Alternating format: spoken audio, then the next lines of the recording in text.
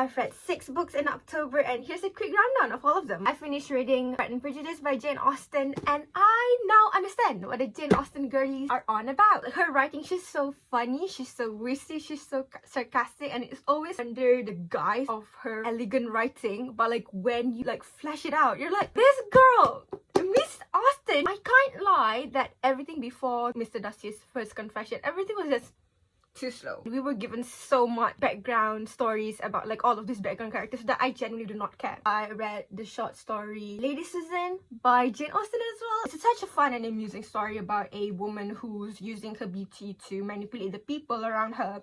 Like literally the original female manipulator. Femme fatale, unlikable, female main character she is the moment. The story is written in an epistolary manner in which we were given various characters' point of view, which I really love because it feels like I was included in this like gossip. I get to know about everybody's side of stories, and I'm like, oh my god, you should think about it that way, because like this is how this other person was telling about it, and like, it's so fun, it's so fun. I don't really like how it ended. Took me out of like the kiki headspace I was in. It was just so abrupt. The next book is Taiga Syndrome. I give this a 2 stars. I picked this book up because I wanted to be pleasantly surprised, but it wasn't pleasant and I wasn't surprised. I appreciate the fairy tale mythical noir going on in this book, but I really do not get it, and I desperately want to be one of those people that get it, but unfortunately I wasn't. Next books, And Then There Were None. I've watched 2 of her plays, Witness for the Prosecution and also The Mousetrap. Compared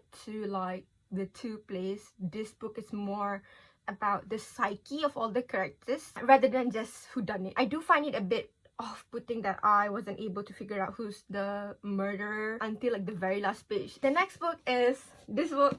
Is what everyone is talking about. This book is Tomorrow and Tomorrow and Tomorrow by Gabriel Zevin, and tomorrow I will still be thinking about this book. I can't even begin to tell you how much I love this book. The prose does get a bit lengthy, but it's so incredibly multi-layered, and the way that the author switches like narrative style is just so seamless. I've never read a book like this. The next book is The Poppy War by R.F. Kuang. It's just I like it so much. I love it so much. This book falls under the fantasy, historical, political genre, and it really is so amazing how my geriatric brain was able to like follow all of this. I really appreciate how everything matures slowly. Our main character Rin, the plot, the themes, the storytelling, everything just flows so natural, and it's just so well done. Sometimes being a FOMO bitch really does bring you something, honestly.